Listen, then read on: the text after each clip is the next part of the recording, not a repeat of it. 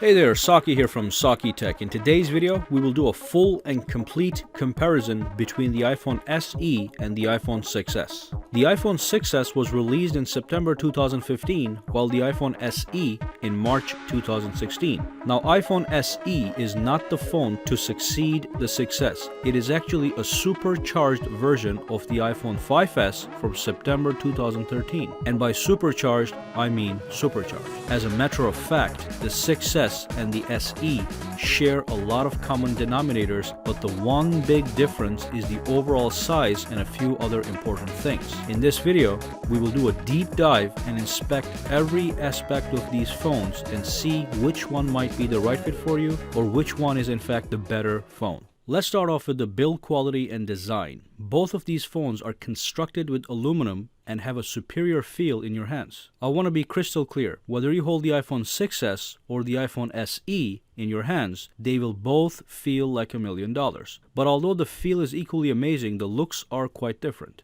The iPhone SE has a boxier look with sharp and beveled edges, while the iPhone 6s sports a curvy design. It has curvy edges which give it a more continuous form. What I mean by the continuous form is that on the 6s, the glass curves down around the sides to meet the aluminum enclosure that further curves to the back of the phone on a continuous surface without any gaps or bumps. But despite this new continuous and curvy design, I cannot tell you that the iPhone 6s design is superior to the SE. I wouldn't be surprised if some people prefer the design of the SE over the 6s, whereas others will prefer the 6s over the SE. What this means is that both phones, from a design perspective, look pretty gorgeous. Let me know which one you like in the comments below. And while on the subject of design, let's take a look at the dimensions.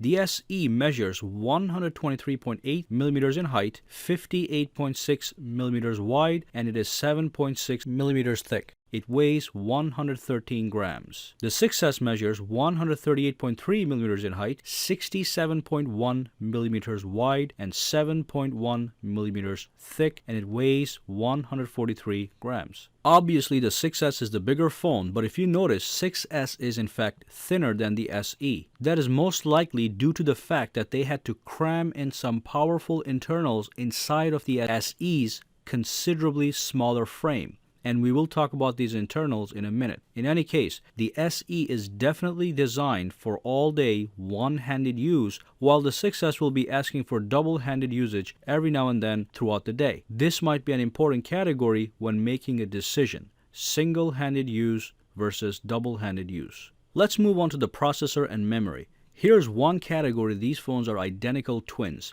Both of these phones sport the A9 chip, which is a 64-bit dual-core processor clocked at 1.84 GHz with 2 GB of RAM. Even the powerful 6-core graphics chipset is the same, which is the PowerVR GT7600. It is absolutely incredible that a phone as small as the SE holds this much power inside it. You can literally edit 2 streams of 4K video on this tiny little phone.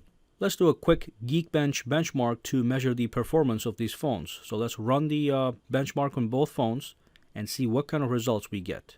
And there we have it. And as you can see, both the single core and multi-core performance is exactly the same, with a couple digits on and off. Alright, so let's move on to the display. The 6s has a 4.7-inch screen and a resolution of 1334 by 750, while the SE has a 4-inch screen with a resolution of 1136 by 640. Both phones sport an IPS LCD Retina display with 326 pixels per inches, so expect the same sharpness from both displays. Two major differences here are that the 6s obviously has a larger screen, which means you get more screen real estate. That is going to translate to a more thorough enjoyment of apps, movies, and games. So make sure you guys are comfortable with a small 4-inch screen if you decide to go with the iPhone SE. Now, the other major difference is that the 6s has a multi-touch display with a taptic engine, which allows you to benefit from 3D touch. The iPhone SE does not support 3D touch. So let's talk about 3D touch. What exactly is 3D touch? It is part of multi-touch and it adds a new dimension to the already existing multi-touch gestures such as tapping, swiping, and pinching. This new gesture is known as peek and pop. With the light press on the screen, you can peek into content such as photos, email messages, hyperlinks, and then with a deeper, firmer press on the screen,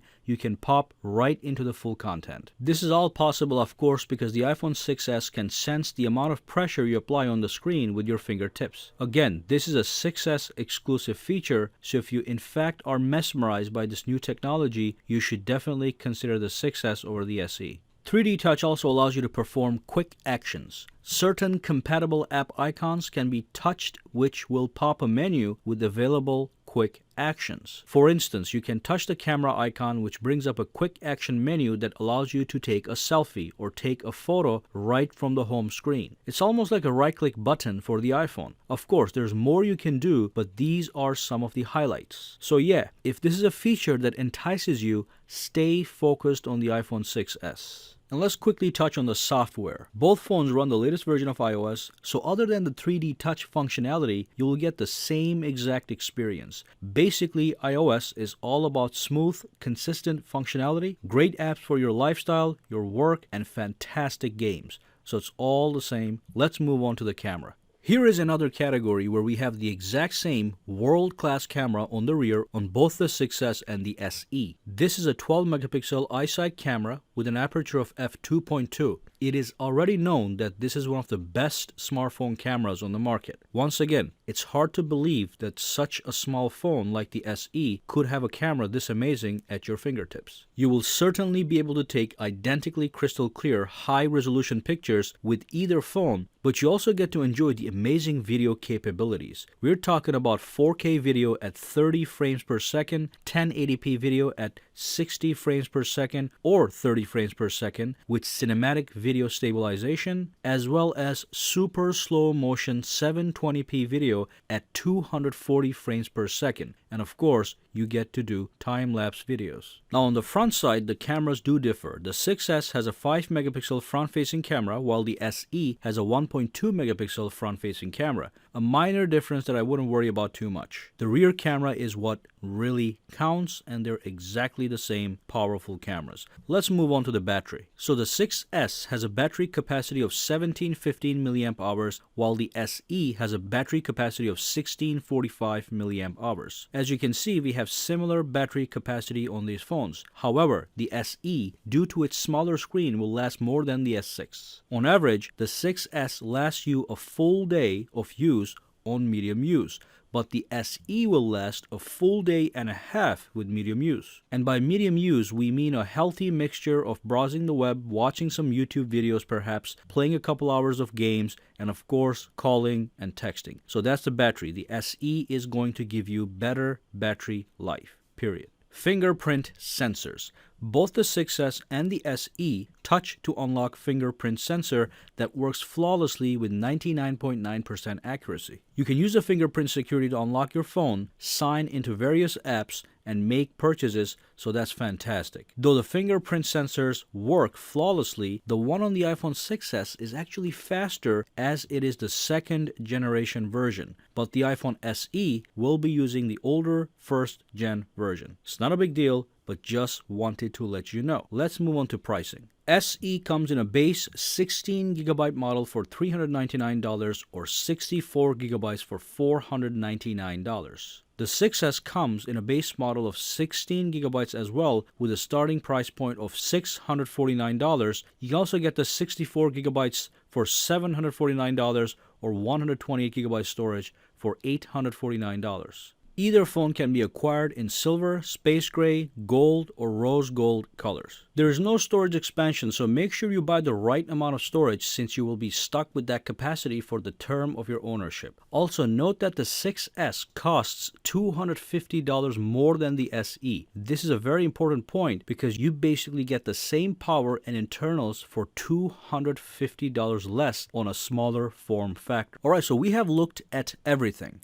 but how do we draw a conclusion? First off, let's realize that the iPhone SE is basically a smaller version of the 6s. Here is what both phones have in common.